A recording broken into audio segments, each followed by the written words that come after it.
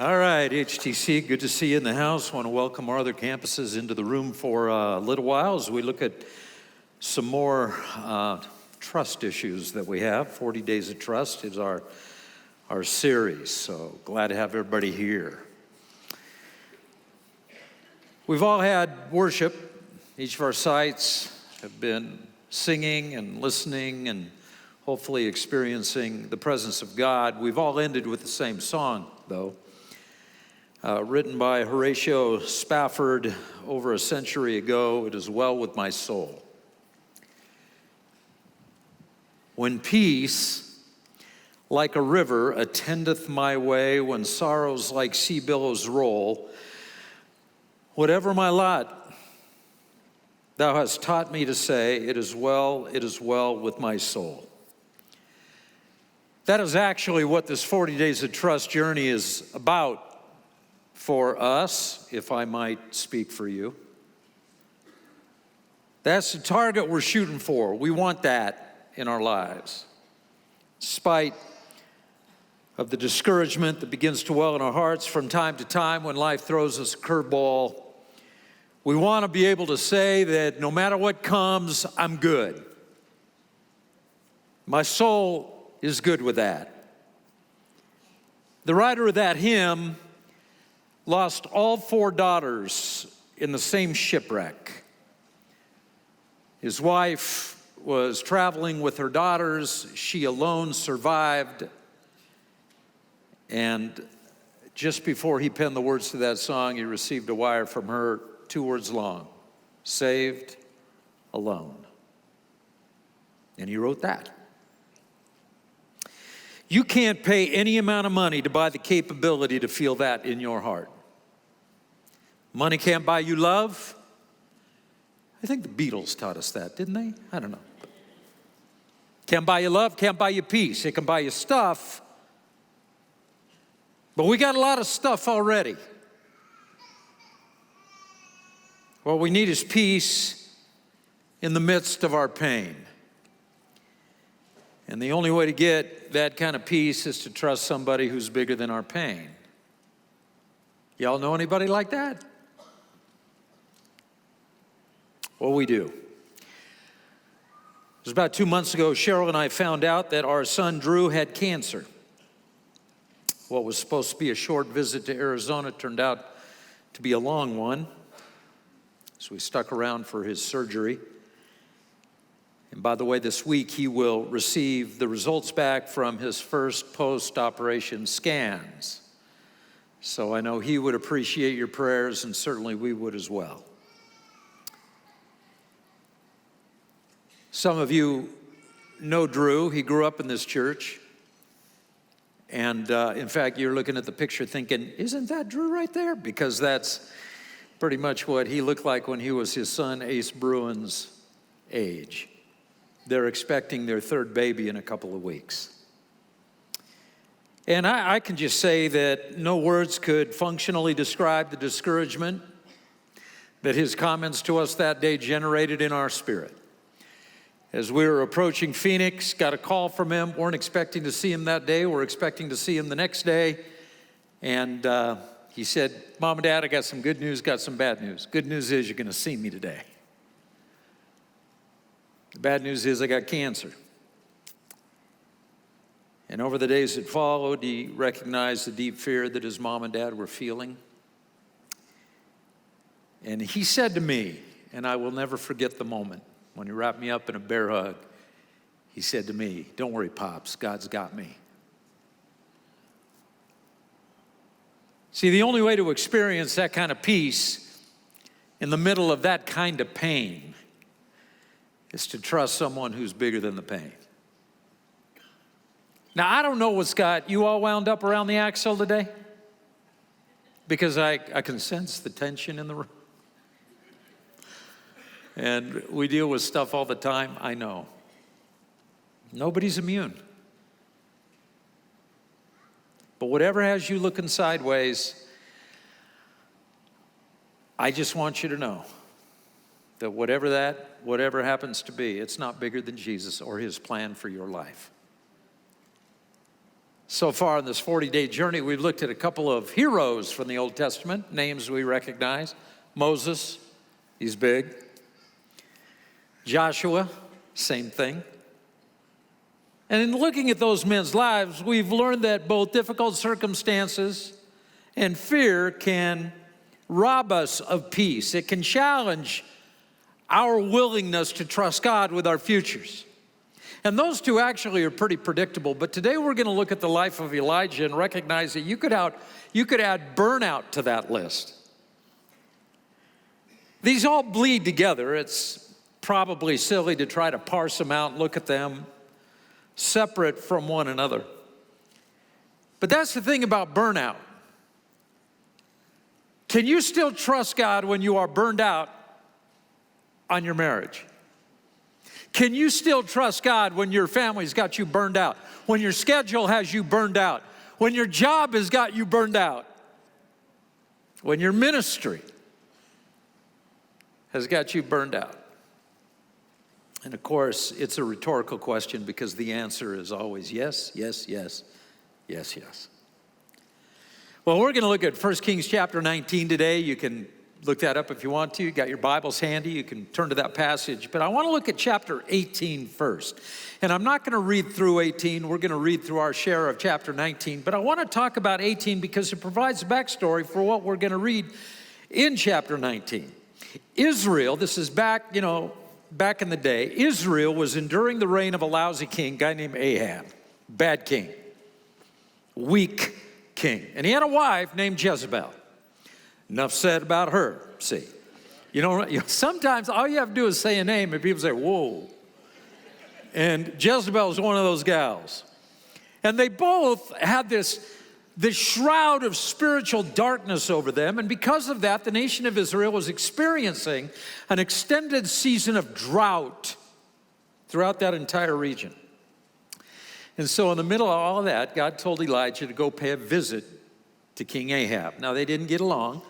And one of the reasons they didn't get along is because Ahab and Jezebel were trying to kill all of God's prophets. Elijah happened to be the number one prophet. And so Elijah and Ahab hadn't even seen each other for 3 years. And so when they saw each other for the first time after this long season of separation, they blamed each other for the drought. Elijah blamed Ahab and Jezebel for worshiping these pagan gods, and that's why God brought the drought. Of course, Ahab accused Elijah and his God Yahweh for the drought. It's almost funny when they got together for the first time. And Elijah walks in the room. It's all in the text. You can read it if you want to. But Elijah walks in the room, and Ahab says, "Is that you, O troubler of Israel?" And Elijah looked at Ahab and says, "You talking to me? I'm not a troubler of Israel, bro. You are." And so to settle the problem as to actually who was responsible for the drought, Elijah, the prophet of God, challenged all of Ahab and Jezebel's Baal prophets to a showdown up on the top of Mount Carmel. And they're going to settle the controversy whose worship was actually vested in the right deity. And so the prophets of Baal were the first to step up, and they couldn't get their gods to respond to the challenge. They begged their gods for the entire day to send fire to consume the bull they had killed and placed on their altar. Nothing but crickets. No response. So Elijah, while this is all going on, he's mocking the futility of their gods. And then after they were done, he had another altar that, of course, was in disrepair because it had been used years before to worship Yahweh. But it needed to be remodeled real quickly because nobody used it for a while because of Ahab and Jezebel. So they put this altar together, and they took 12 large jars of water, as per Elijah's instructions, and poured the water and soaked that second bull that they had killed and placed on this newly renovated altar. And then Elijah prayed a 2-verse long prayer, very simple prayer, almost saying, okay. And God responded with such violent fire that it consumed the bull, it consumed the altar, it consumed the rocks around the altar, it consumed the dirt underneath the altar, and of course it consumed all the 12 jars of water that had been poured over the altar. It was like, bam! You talk about a drop the mic moment. People recognize Yahweh as the true God. They said, yeah, Yahweh. Say that really fast 10 times. Yeah, Yahweh. You know, boo, Baal. The people actually took the 450 prophets of Baal. It was 450 prophets of Baal against Elijah. The people took those prophets and killed them. And in the aftermath, it must have been a tremendous scene. In the aftermath of that showdown, when the people recognized who the true God was, you know what happened? It started to rain. And it hadn't rained in a long time, man. It'd been years. And Elijah got so excited, he actually outran King Ahab's chariot. As they go back to Jezreel, let me show you a little map here. Mount Carmel's up here. You can kind of recognize maybe some of the land features there on the eastern side of the Mediterranean Sea. And you got Mount Carmel, 20 miles to Jezreel. And Ahab's in his chariot with his entourage. Elijah's on foot and outran the chariot. He was so excited. Man, if you're a prophet, you just won the Super Bowl, right? What are you going to do next? You're going to Disney World, no doubt. It can't get any better than that. Truth is, it can't. But it can actually get a lot worse. And that's when chapter 19 begins, verse 1. Ahab went back to Jezreel, told Jezebel everything Elijah had done and how he had killed all of her Baal prophets with the sword.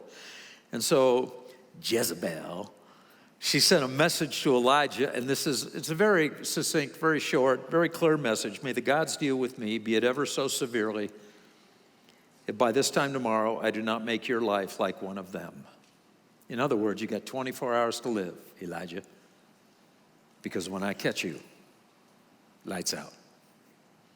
Talk about a hardened heart. I mean, really, Jezebel? After what happened in chapter 18. Now in chapter 19, you're going to start off by threatening Elijah, not recognizing the power of Yahweh. Here she is, after a resounding defeat, still digging in for a fight. Jezebel is quite an interesting historic figure.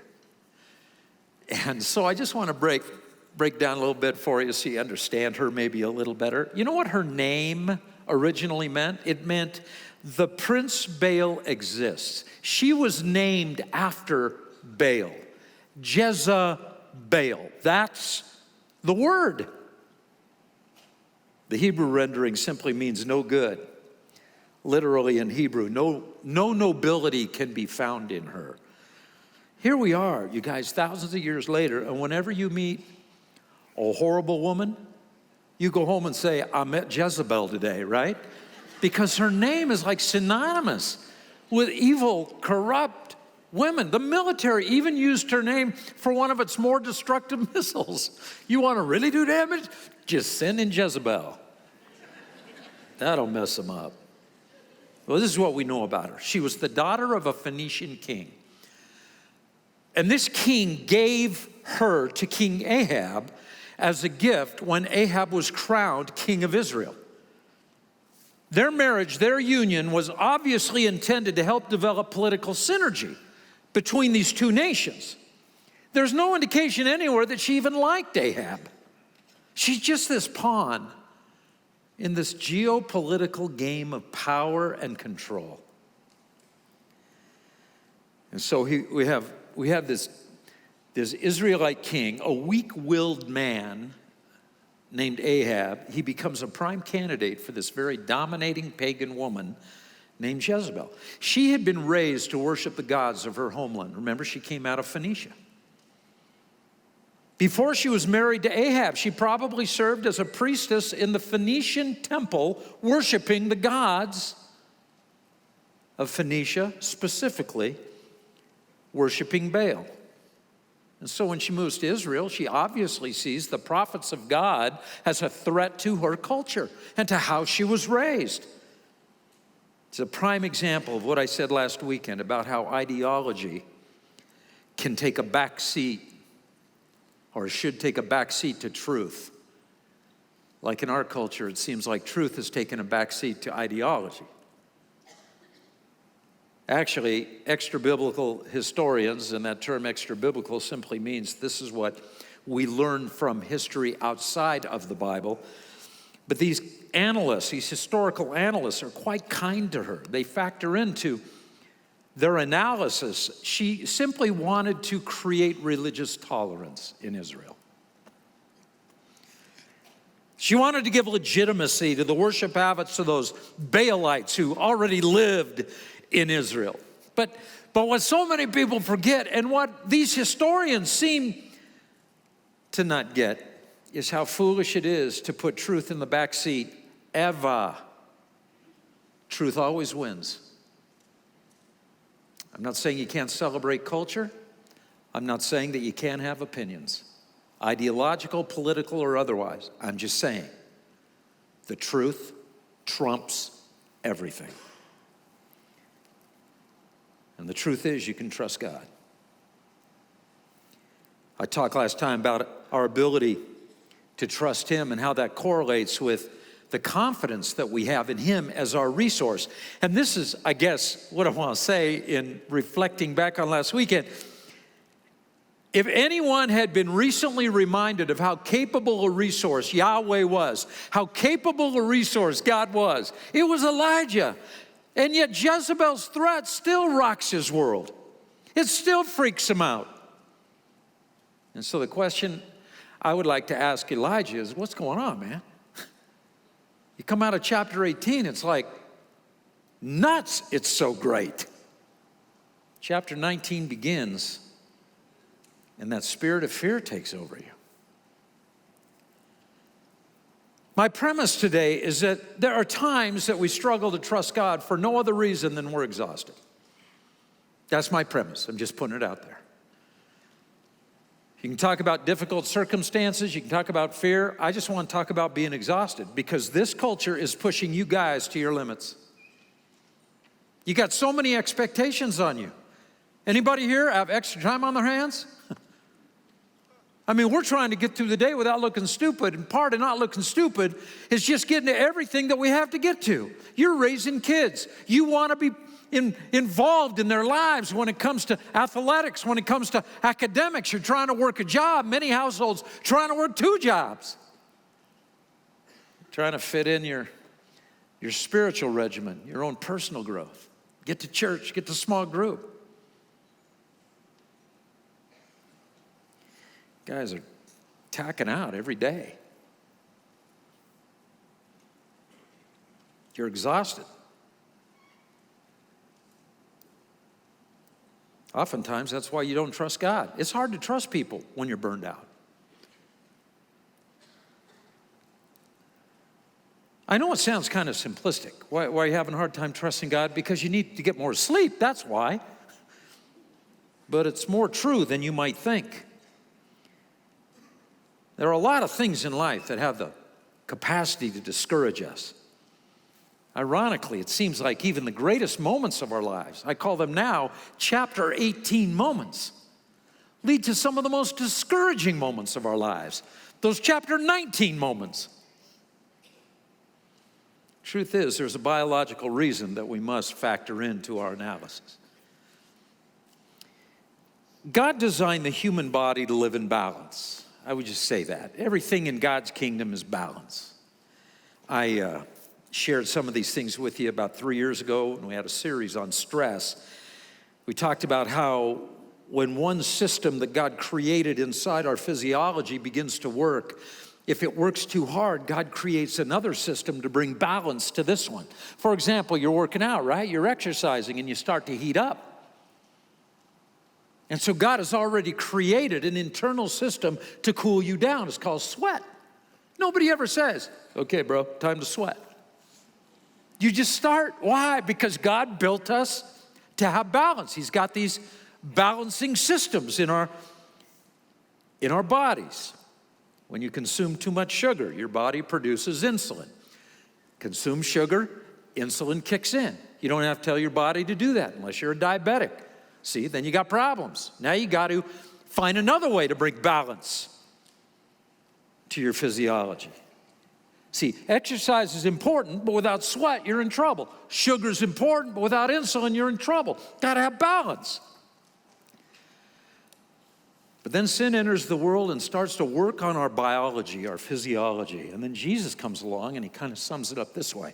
Spirit is willing, but the flesh that's supposed to support the spirit, see, now it's weak.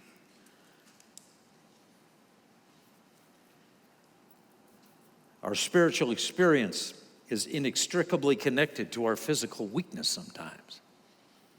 And that's what Elijah is experiencing. Very spiritual man, very godly man. Trusts God all the time, right? Well, evidently not all the time. Why? Because the flesh is so weak. See, when you got stress, your problem is not that you have stress. The problem is there's another system God built into our physiology to actually bring balance to our stress. And this is the one we ignore, while the culture forces us to max out over here.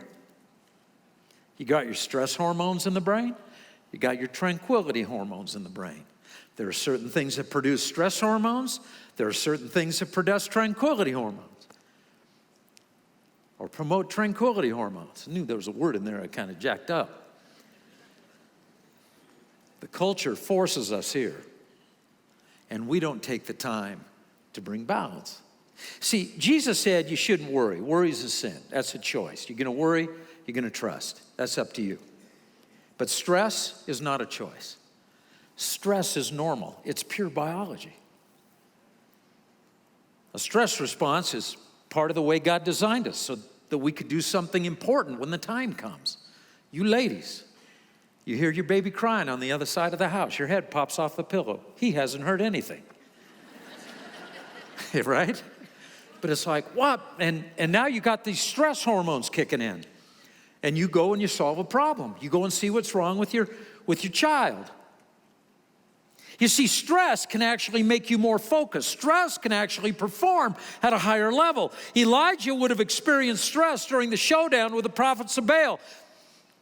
That stress actually gave Elijah the opportunity to focus, the opportunity to execute his role as a prophet of God. But those hormones that create the stress need to be brought back into balance, and Elijah didn't let that happen. Maybe we should say Elijah's schedule didn't let that happen. The good stress is what doctors call eustress. Not like you stress, I stress, we all stress over stress. That's actually a word.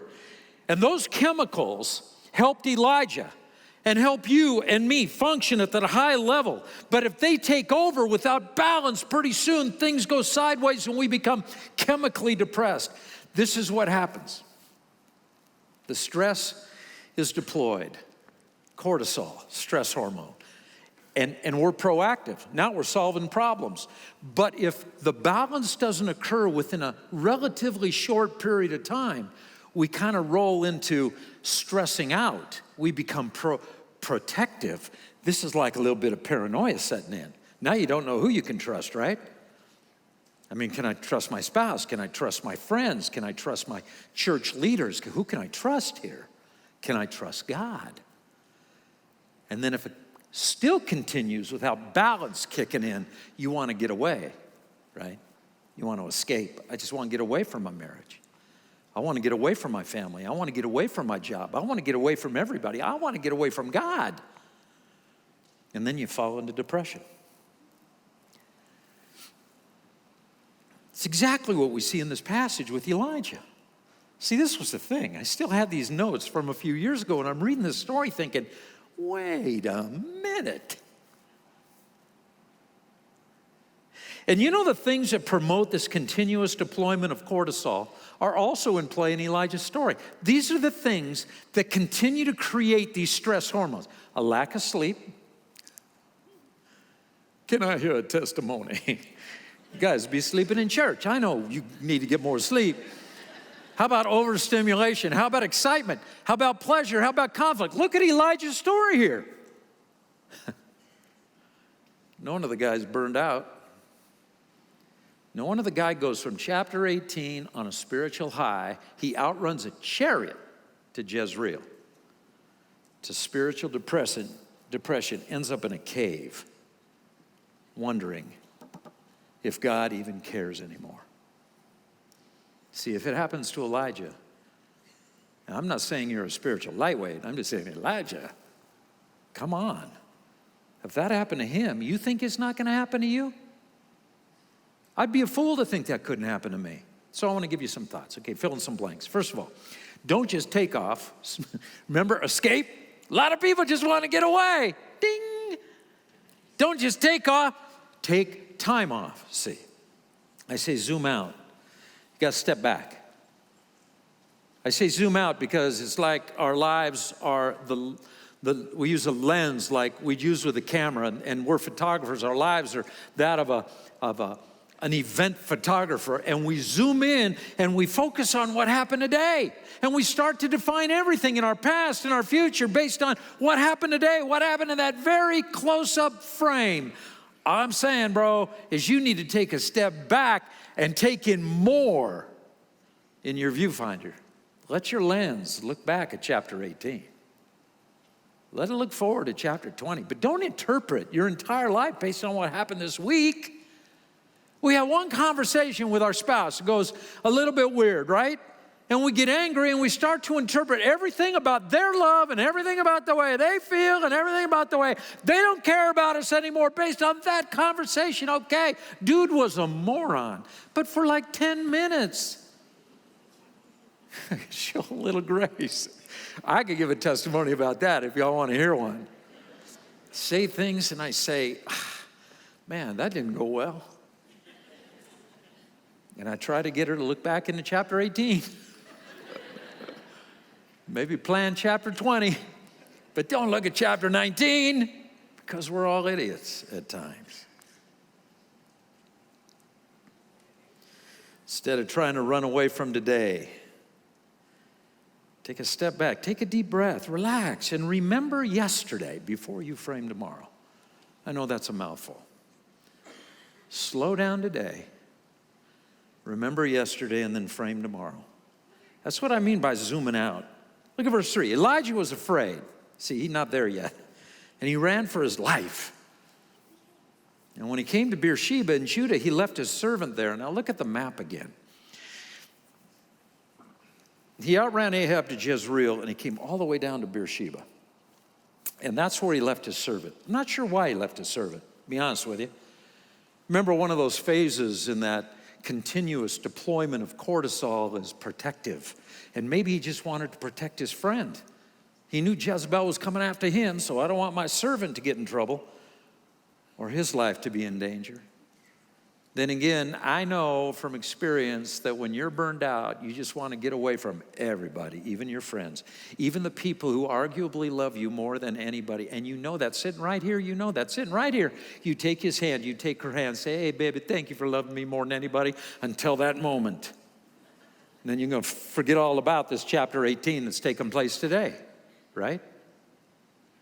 Drops him off at Beersheba. And then look at verse 4. He himself, on a day's journey into the wilderness, came to a broom brush, sat down under it, and prayed that he might die. He asked God to kill him. How depressed is this cat? Now, before we go any further, I want to insert some of the research into the conversation again that identifies, remember I told you that balance system, those tranquility hormones? What actually deploys those?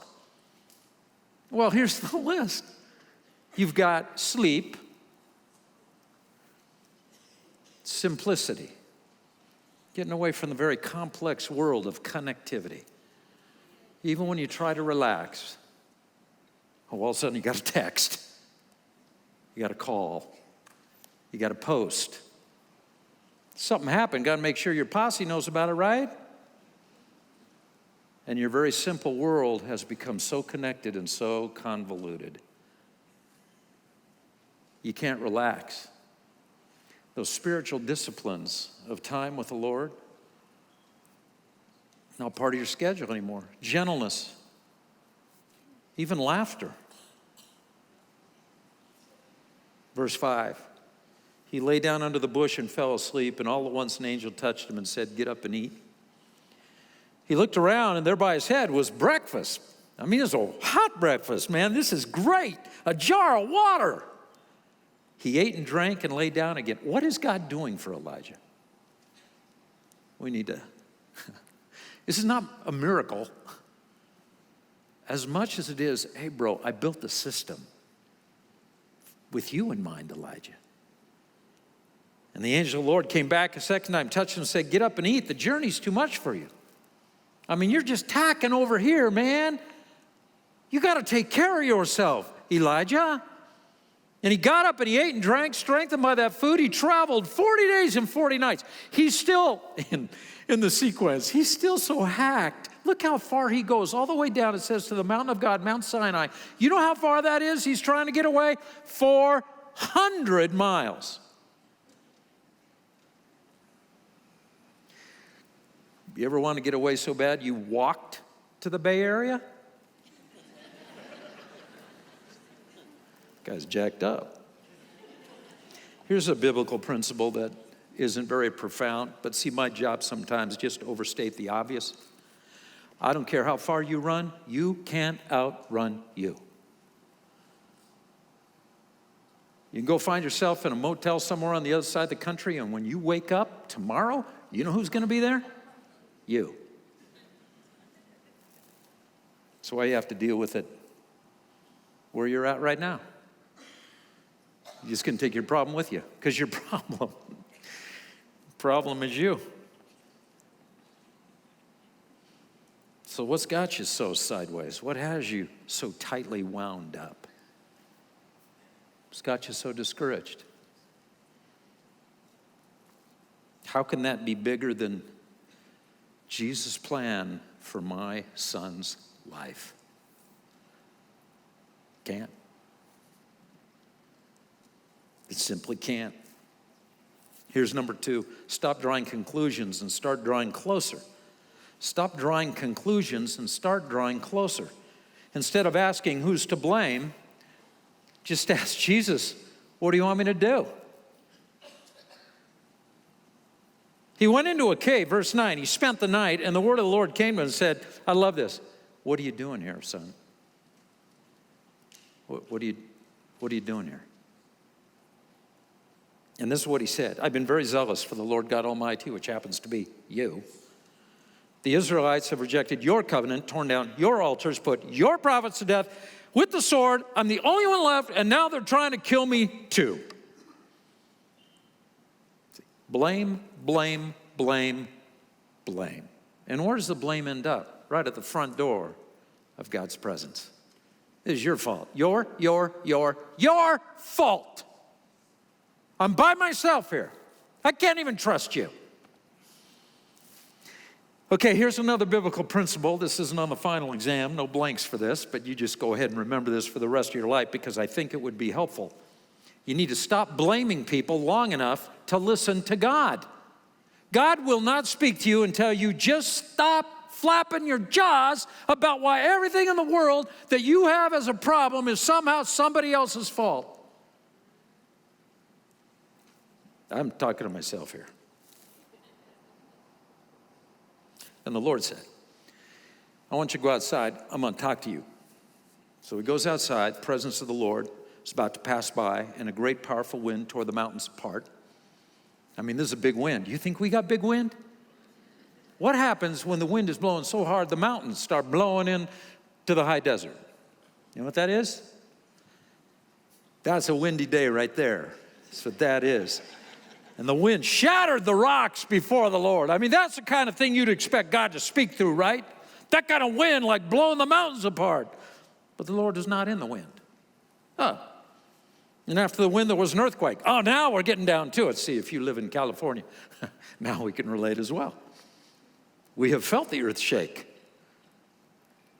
That's the way God speaks. God's voice is earth shaking. But the Lord was not in the earthquake. And after the earthquake came a fire. Man, is this us or what? But the Lord was not in the fire. I just look at those three, earth, wind, and fire. Suddenly I'm back in the 70s again. It's so great. And after the fire, watch this, after the fire came a gentle whisper. And Elijah heard it, and he pulled his cloak over his face because he's thinking God is right there. And I don't know how thick that material is, but he thinks it's going to protect him somehow against the presence of God. And the voice said to Elijah in the gentle whisper, hey, bro, what are you doing here? See, that's the question for you. All holed up in your little cave of self-pity, blaming people. Somehow your life's so jacked up, you're focused in. You've zoomed in, man. You've zoomed in, girl. You know what's going on. And you know what God would say to you right now? What are you doing here? And what does Elijah reply? I have been very zealous for the Lord God Almighty, the Israelites. This is exactly the same old, same old. The Israelites have rejected your covenant, torn down your altars, put your prophets to death with a sword. I'm the only one left, and now they're trying to kill me too.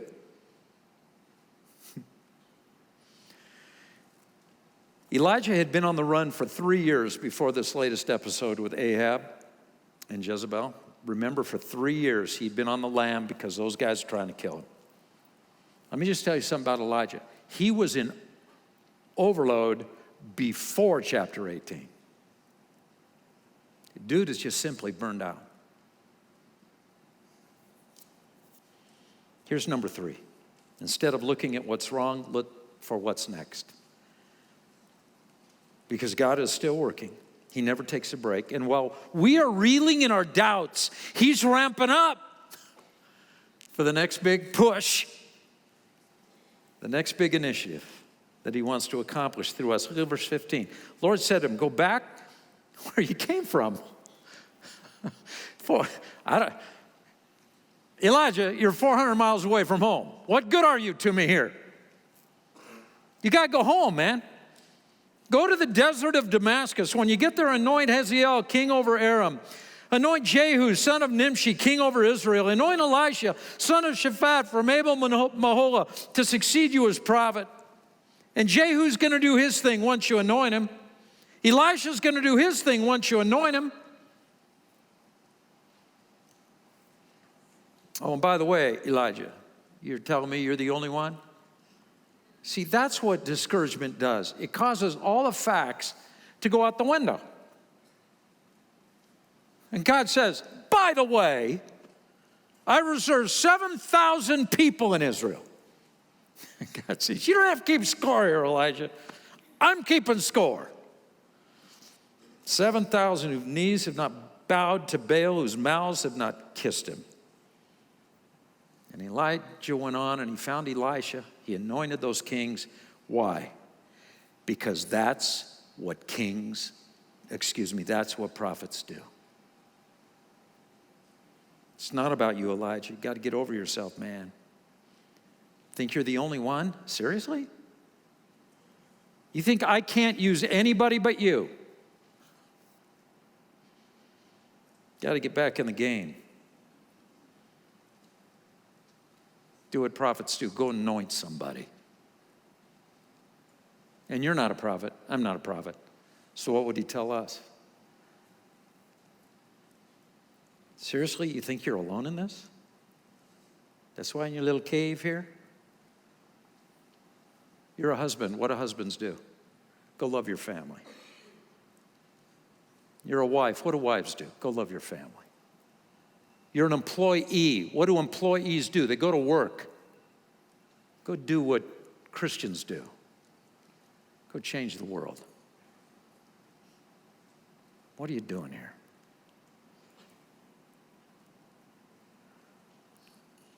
The lesson from the life of Elijah, it's a pretty simple one, actually.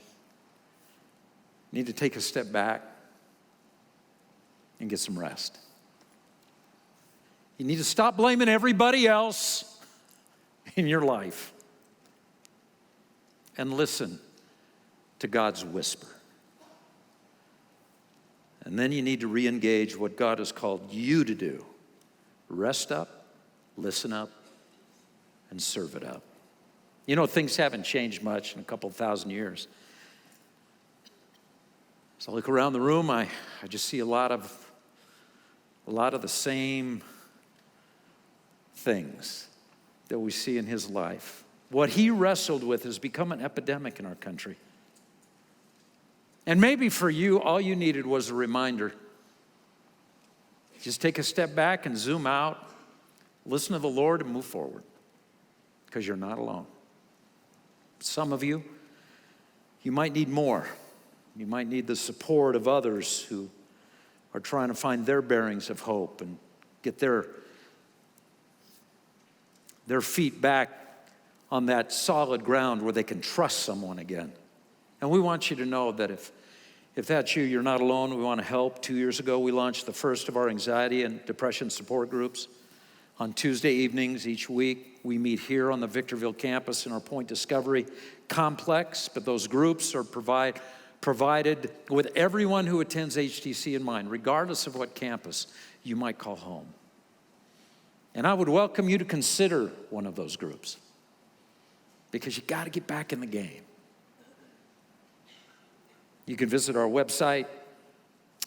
If you have questions, you can email our care pastor, Tim Wheeler, at tim@highdesertchurch.com. You can call the church office. You could just say, I was in church on the weekend, and my name is Elijah.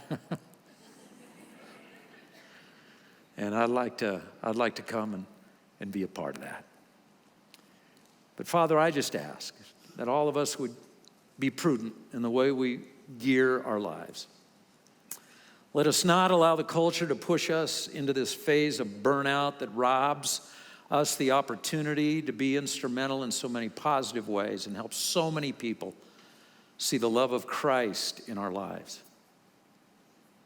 Help us to take that step back, listen to you. Help us to see where you're leading us next as you push us back into our routines and our lives refreshed. Everybody's head bowed and your eyes closed. Some of you may not even know Christ. Even these prayers are a little bit empty because you don't even know where to start. So I'm going to tell you where to start. ABC. Admit that you need help, because you know you do. Believe that Jesus can help you. And maybe he's actually been whispering to you today. Maybe he said, what are you doing here? And then choose. Admit, believe, choose. Choose to give your heart to Christ. Be a great decision. One that I know you will never, ever regret in the future. Father, thank you. Just give us a good week. Help us to be refreshed as we begin it, and to be careful to hear your still small voice today. In Jesus' great name, all God's children said,